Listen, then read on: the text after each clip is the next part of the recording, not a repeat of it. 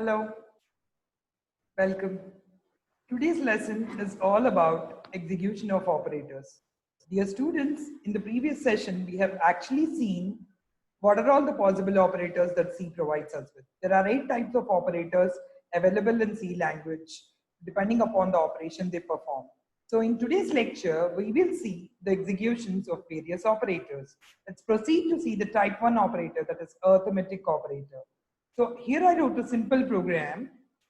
So let me again tell you, this is called the linking section. This is the command section. I'm implementing all these arithmetic operators. Commands are meant for user, not for the computer. I wrote my main program section within the open and the close brace of the main program. You write all your executable statements. CR is a function from conio.h, which is used to clear this output screen. Get.ch just waits for a keystroke. So this is it. I have just typed. We will see. I took two numbers, A and B. We took two numbers, A and B. And then how do you run it? Alt F9, Control F9. This is what we learned in creating and running programs. Imagine A is 5 and B is 6. What is 5 plus 6? 11. 5 plus 6 is 11. 5 minus 6 is minus 1. 5 into 6 is 30. 5 by 6 is 0. And 5 mod 6 is 5. Because when you divide 6, the remainder will be 5. So yes, then we will now proceed to see another operator called as relational operator in C. So what is the job of relational operator? Dear students, relational operators are used in comparison of quantities. So how do you see a relational operator? Greater than, less than, greater than or equal to, less than or equal to. Same logic, I have taken two numbers A and B. Alt F9 for compilation. Yes, the program has no bug, so therefore run. Control F9 for running. So imagine I have two inputs, same again 10 and 20. A greater than B, 10 greater than 20, false. So therefore the answer is 0. 10 less than 20, true. The answer is 1. Greater than or equal to false. So relational operators return 0 when an expression evaluates to false and returns 1 when the expression evaluates to true. A not equal to B, 10 is not equal to 20 is true. So therefore it returns 1. Okay. So now this is the second operator that we have seen. We'll proceed to see the third operator, that is logical operator. Why do we use logical operators? Logical operators are used in a context where we want to club more than one condition. Example, in this context, I want to check if A is greater than B and A is equal to 5 or not. That means A should be 5 and it should be greater than B. This is the condition. How do I club this two conditions? Using a logical operator, logical AND. In the same way, I use logical OR and a unary operator called logical NOT. Let us just take time to analyze this. A is equal to B. Given A is 5 and B is 6, 5 is equal to 6 is false. The answer is 0, but not true. Not false implies true. So therefore it returns 1. So please check out clearly. Compile the program, run your program, and then check for the output. Enter AB values. A is 5, B is 6. A is 5, so A should be greater than B.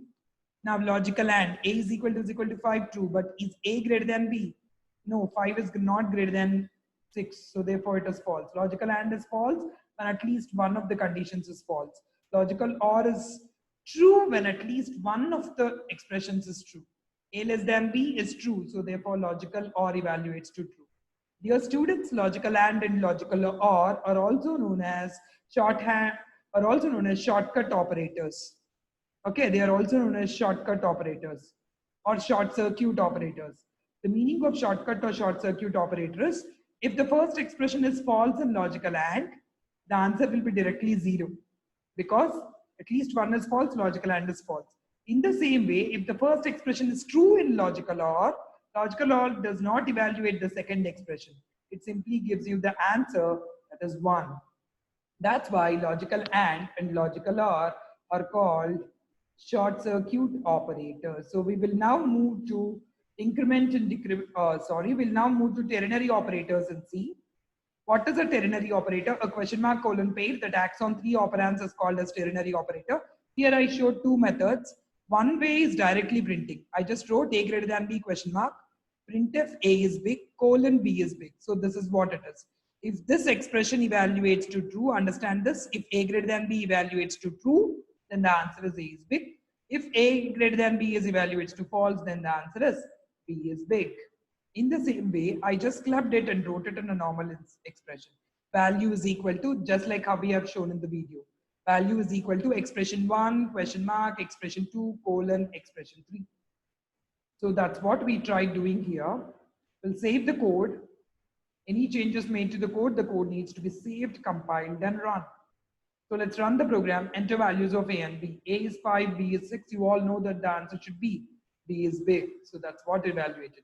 A greater than B evaluates to false. So the answer is expression 3, which is after colon, nothing but B is big. Or you'll get the bigger value like this.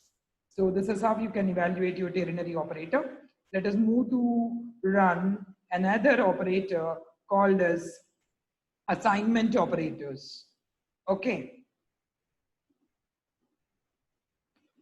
Let us now move to open assignment operators. What is the job of assignment operators? Assignment operators also work as shorthand assignment operators. See example, I wrote A plus is equal to B. What do you mean by this? A is equal to A plus B. Here we wrote B into is equal to 5. What do we mean by that? B is equal to B into 5. In the same way, you can write by is equal to, mod is equal to, ampersand is equal to, because assignment operators also works with bitwise operators. Remember, students, assignment operators go along with arithmetic and bitwise. Okay, so save your code, compile your program, and run your program to see the result. A is 4 and B is 5. Yes. A plus is equal to B. A is equal to A plus B. What is A value? 4, B value 5. What is 4 plus 5? 9. B into is equal to 5. B is 5. 5 into 5? 25. Yes. So we'll now move ahead and look at another operator called as special operator. Okay. What is a special operator? Comma, ampersand, etc. A lot of special operators are there. We will now move to understand the special operator called as size of. What is the job of size of? The purpose of size of is to give the size of a particular way, how much a particular data type occupies in a computer. There are two ways of doing it. Here, A I have declared as an integer variable. So here you can directly write the variable name A, or you can write the name of the data type, that is float. So let us, it works for both. It works for both. Compile, run.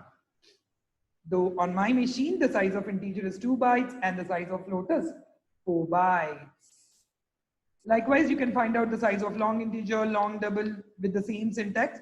We can find out the sizes. This we can see more in dynamic memory allocation as well.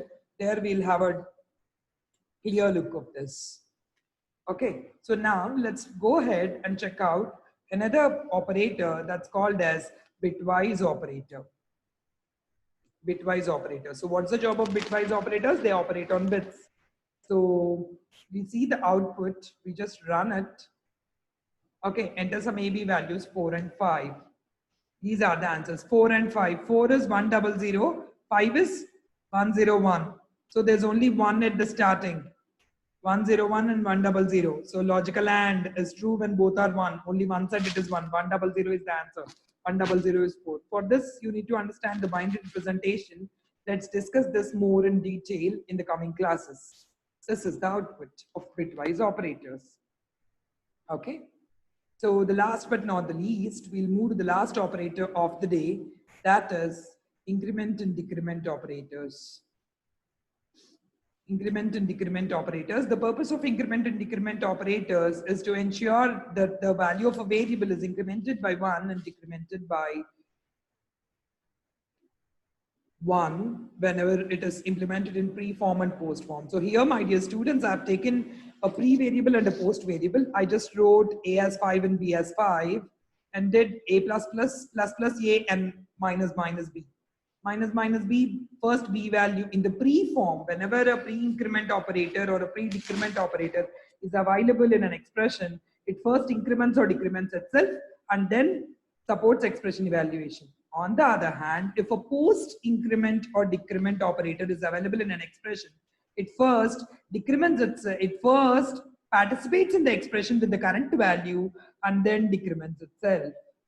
It first participates in the expression with the current value and then decrements itself. So that's why you're able to see this difference. Okay, so that's it. This is how we can execute all the operators. I recommend you to go back and execute all the operators all by yourself to have a better understanding of this particular lesson. Thank you.